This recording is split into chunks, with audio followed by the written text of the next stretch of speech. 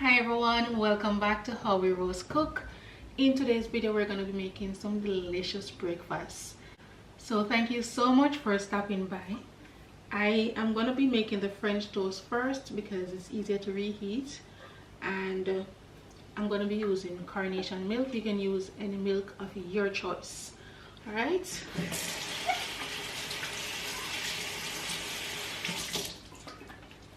just going to get this open.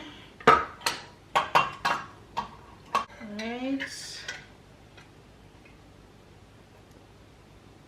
okay, we're going to add some flavor to the milk, and we're going to do that by adding some cinnamon and some nutmeg and a little vanilla. I will also add a pinch of salt and 1 egg. Up to you if you want to use more, but 1 is good enough. I'm only going to be doing about 6. About 6 slices.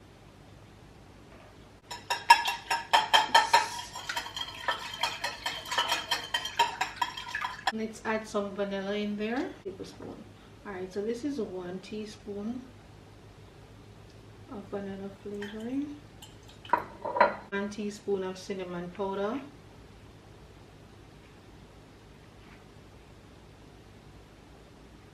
just a pinch of salt, 1/4 teaspoon of nutmeg. You can also add a little sugar, about a tablespoon of brown sugar, or your preferred sugar, or honey.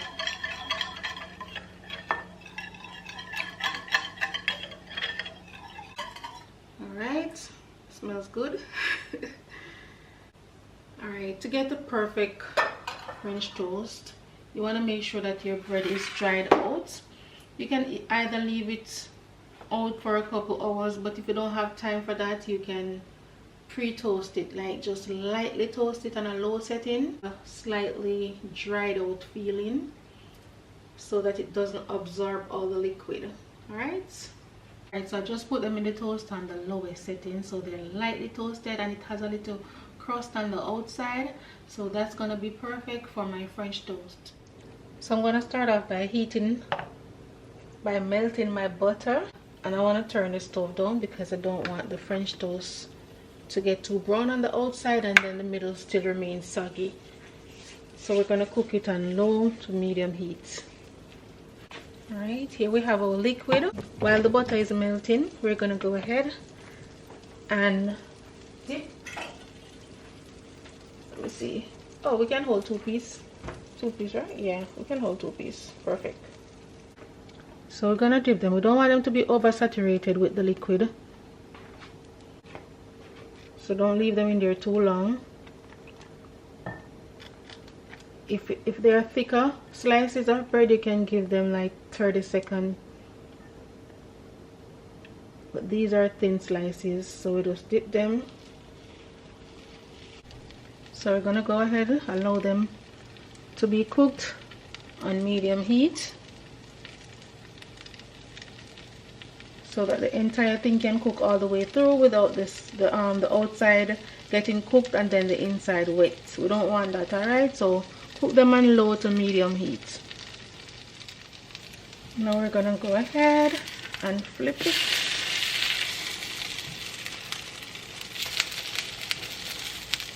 Let the other side cook slowly.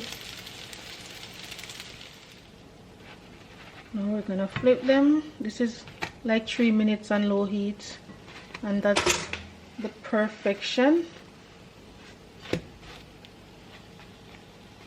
you can see, if you want the other side to look like this, you can give it another minute and then we're done. It smells so good. I'm gonna go ahead again, melt the butter, dip the bread. And these are not the thick slices, so you don't want to keep them in there too long.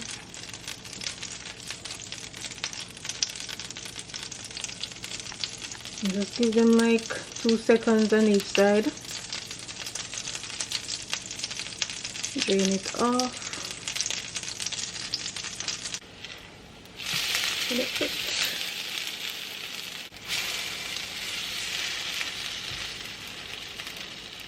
Alright, now it's time for the omelette. I'm gonna be using 2 spicy chicken sausages. So I'm gonna cut the sausages in small pieces along with some jalapeños and red bell peppers, and we're gonna fry them up. Adding some olive oil to the pot. Fry up the sausage.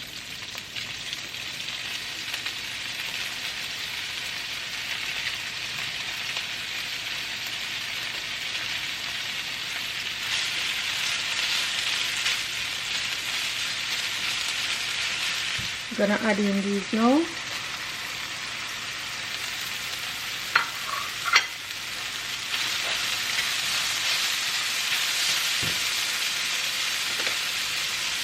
This a couple minutes.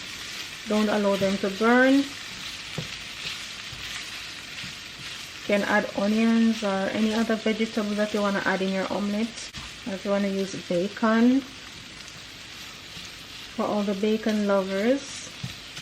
So we're just gonna leave this on low heat just so that the vegetables can get soft, unless you want it crunchy. So we're gonna leave that on low heat. Time for the eggs. Gonna make sure that there is no eggshells in your omelette, so be mindful of that and make sure you crack it properly.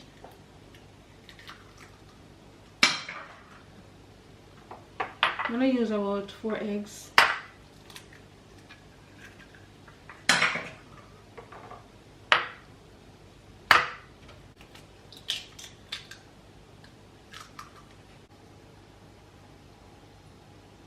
In my culture, we say that little white mucus makes the eggs extra raw, so we remove it. You don't necessarily have to if you don't want to. I like to add a little milk. I'm adding a tablespoon. Just a pinch of salt, black pepper. Whoever is going to eat it, they can always add more later, but you don't want your eggs to be salt, so you just add a pinch. And whisk it together.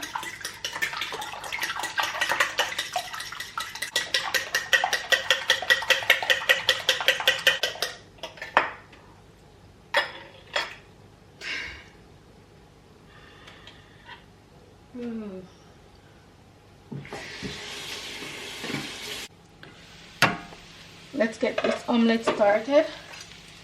Remove these. Alright, now for the omelette, we're adding a little butter to add some flavor to the omelette. If you want it brown, you can put it up on high heat, but if you want your omelette to be more on the soft and fluffy side, turn the heat down to low and let it cook slowly.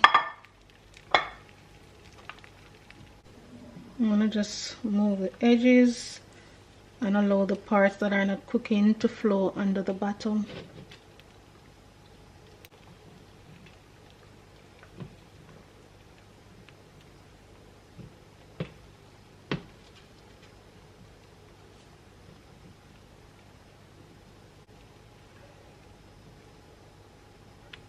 And remember, we have it on low heat because we want the omelette to be nice and soft.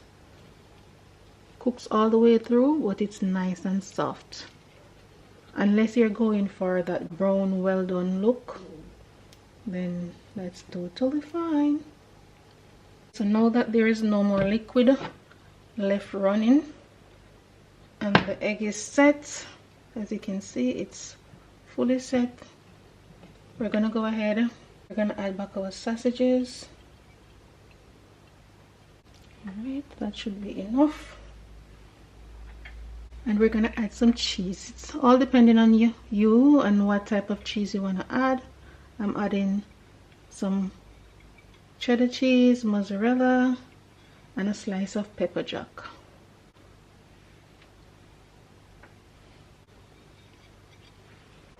I'm gonna leave it on low heat, allow it to melt, and we're gonna cover it so that the cheese can melt and the top of the egg can get to finish cook. Alright, it's melted. We're gonna fold it over, which can be very tedious. And there we go. If you want this side to be crispy, you can turn up the heat, but this is a nice, soft, and lovely omelette. You don't want it cooked any more than this.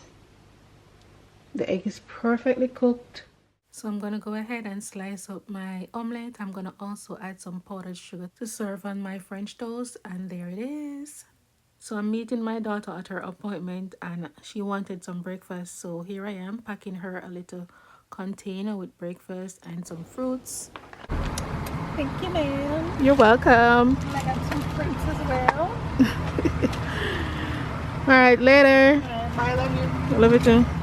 So that's it for today's video. Thank you so much for watching. I hope you're all having a lovely week. Please go ahead and give the video a thumbs up and also leave a comment in the comment section. I would really appreciate that. All right, thanks for watching and have yourself a productive week.